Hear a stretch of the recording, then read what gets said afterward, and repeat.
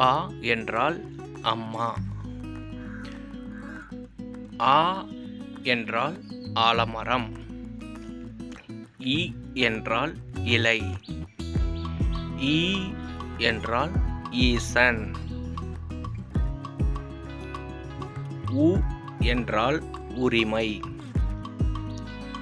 ஊ என்றால் ஊஞ்சல்.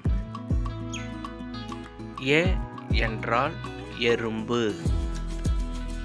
ஏ என்றால் ஏணி.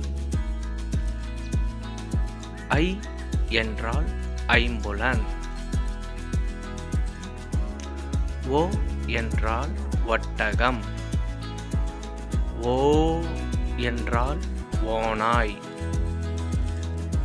ஔ என்றால் ஔவையார். அக் என்றால் எக்வால்.